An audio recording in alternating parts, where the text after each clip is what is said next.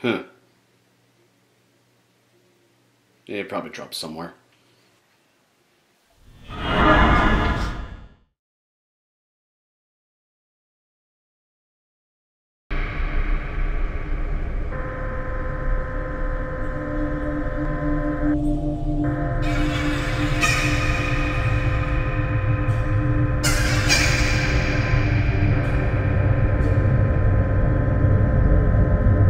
Hello everyone, my name is Freddy the Frog, and whether old or new, it's worth my review. And I know you have definitely heard of these games that I'm going to be reviewing next. The ever so popular jump scare series, Five Nights at Freddy's 1 and 2.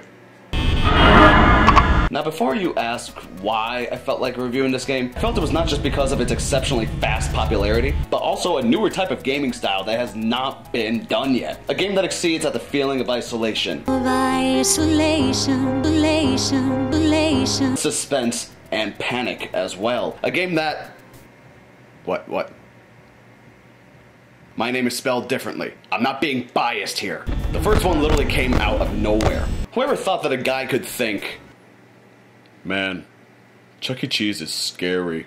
What if it was possible to scare people with inanimate objects? I mean, how ridiculous would that...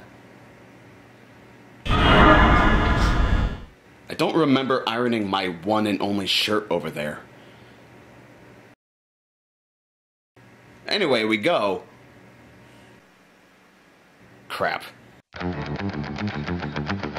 Let's start with the first one. The first one is where you're a guy who settles for a crappy night shift job at a pizza place because... Is that even a job? For $120 a week? This does take place in the 90s. And all you have to do is just sit there till your shift's over, right?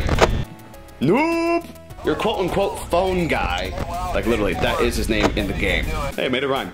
He tells you, hello, I wanted to record a message for you to help you get settled in on your first night.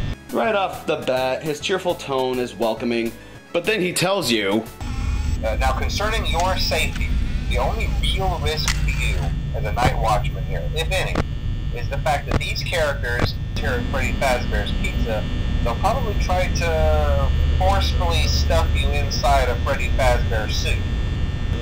Now that wouldn't be so bad if the suits themselves weren't filled with cross beams, wires, and animatronic devices. Okay, wouldn't you leave that job, like, right as soon as you heard that? He makes it sound like it's not so bad. Like, what would happen if a salesman sold you something that you didn't think sound promising? Hey, my friend, I'm just calling to make sure you got an amazing teacup, one and only. Now, I must mention to you, on occasion, it might spill your drink, let's say a little too purposely, like it has a mind of its own.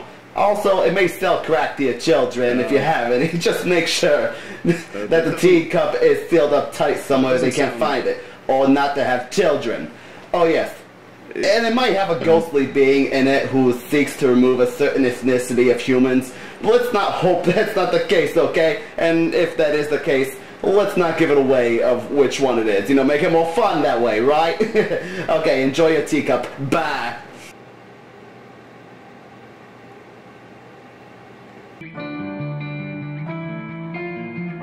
In this game, you're limited to using doors, a camera, and lights. Which, guess what? Drain fucking power! This is one concept I didn't get in the first one, because you think for the safety of Night Shift, who's supposed to take care of the store from vandalism, you find yourself in a situation who, literally, when you play this game, you would think to yourself, who the hell would vandalize a pizza place with robots that want to take my entrails out? And not to mention, is third shift dependent on a car battery or something? Like you're not good enough to have actual power? They just cut the circuit breaker as soon as that shift starts. The concept is to watch all the cameras and strategize how to make sure that each electronic does not end up killing you. An interesting thing is, you actually learn what each of the robots' patterns are. Like Bonnie, the bunny shows up the most, Fazbear shows up randomly and not so often, and Foxley only moves if you're not looking at the camera. Scary, right? For what exactly?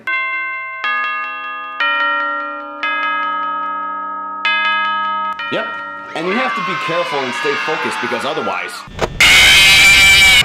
Second one is the same concept. You're a jerk off that needs a job. The payoff is, I don't know, overpriced anal beads. And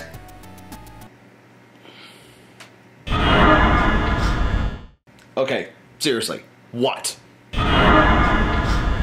Okay, what are you staring there at me for?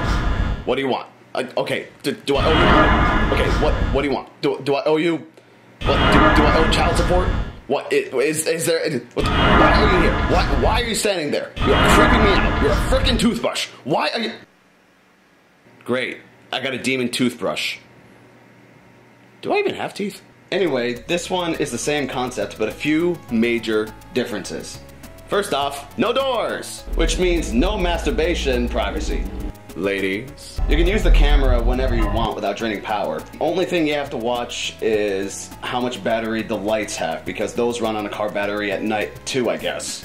And you also have a Freddy Fazbear mask, just in case you need to fool a few of the animatronics into thinking there's 3 Fazbears at the pizza place. Another difference with this one is the fact that the first one, you only have to deal with 4. And that's terrifying on its own. Well, there's also Golden Freddy, but he's like that brother that only shows up when he needs money. This one literally has freaking as if your problems weren't bad enough. Each of them, like the first one, have a personality towards what works on making them leave you alone, from putting the Fazbear mask on, to flicking the lights on and off of them. Here's a personal peeve of mine. A particular one requires a jingle to be winded at all times. Otherwise, and it's fun learning how to make them leave you alone. You know, like how you do with your coworkers and people back in high school. Oh god, it's him. I'll just pretend I'm reading a chapstick. Hey, Freddie! Oh, Freddie, yeah, this is interesting. Hey, Freddie, hey, wow, I didn't know that ingredient was in there. Dude, hey, Wow. Just dude, wow. Just wow. Just wow. Dude, what do you want?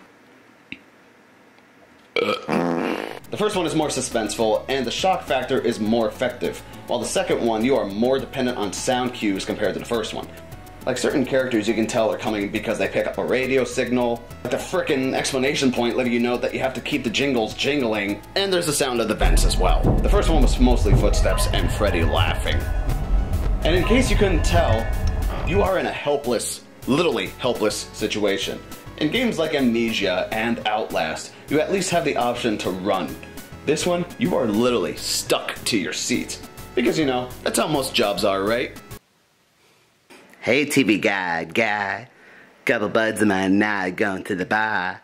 Do you wanna go? I wish I could, but I literally can't move from here. You wanna go, guy? No, I cannot move. Come on, guy. I cannot move. Come on, TV guy. You're not paying attention. Guy? I can't freaking move! You can't have a good horror game without good sound. You need things to sound as legit as possible, and these titles do a great job of making sure, as I said before, of making sure you get certain cues. What I enjoyed especially about these games is how dependent you are on the sounds each individual electronic makes, and the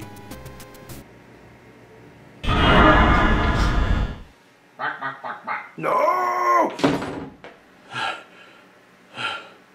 The difference between the jump scare screeches in each game as well definitely gives each game at least some originality from each other.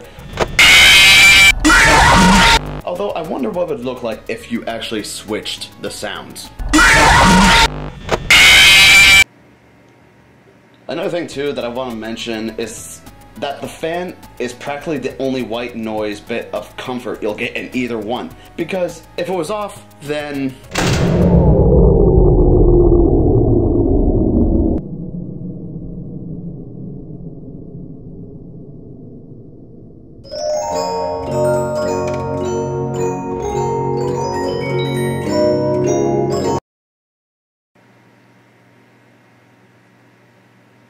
Okay, now on to... For those of you who actually do pay attention, there actually is a very detailed story, or at least a backstory behind the making of the game. For those of you wondering why your character keeps coming back, there's an actual game theory behind the shooting of Chuck E. Cheese that happened around the same time period. Basically, in the first one, each animatronic was considered to be in relation to one of the victims in the shooting after an employee got fired. Out of 5 employees, only 1 survived with a dislocated jaw, hence the Golden Freddy. And that each of the animatronics are the ghosts of the victims, and you are in a never-ending nightmare that you have to relive every single night, because according to one of the theories is, you are the actual killer. There's even hints throughout the game that if you look at the posters through the cameras, they explain the details of why the place is the way that it is. Whether you look very far into the ghosts in the animatronics or just a dumbass coming back to a dangerous job every night, encountering the malfunctioning robots, it's still a very fearful game to play at nighttime alone with headphones on, which is recommended. I have to mention this too. In the first one, the phone guy's messages get more and more sinister about the place. Once you get to night 4, the phone guy you hear gets killed though. Yeah, I always wondered what was in all those empty heads back there. You know. Oh no. And in the second one, you actually hear him again. Hello and welcome to your new summer job at the new and improved Freddy Fazbear's Pizza. That's because the second one is actually a prequel. There's a lot of speculation towards the phone guy being stuffed into one of the costumes, the origin of the Golden Freddy. Overall, the story is interesting if you really dive into its origins. As for the game itself, without this knowledge or the pursuit of its knowledge, you're just some jack-off that won't leave his chair. I can't freaking move! Overall, as far as the scare game series goes, this definitely has started a pathway to some new sort of gaming style. If you don't believe me, there are actually copies of this game already being made. If you take the game for a just for scares point of view, the amount of suspense and jump scares these games contain are suavely put.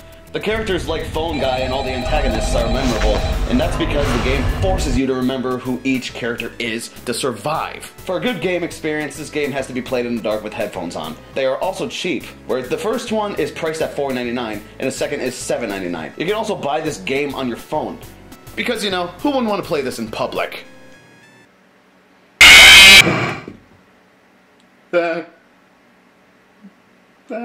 You get an extensive amount of isolation, helplessness, and even claustrophobia. There is also a third one in the wake, so we shall see what the price difference as well as the new details like antagonists and how to survive in this one are. And another thing is the replay value. Even if you suck at this game, you'll keep trying to beat it. Fuck. It's a gambling thing, I guess. Given the game's new type of gaming structure for horror, its cheap price, its effective use of terror, I give both these titles an A-. Thank you for watching my review on Five Nights at Freddy's 1 and 2. I'm Freddy the Frog, and until next episode,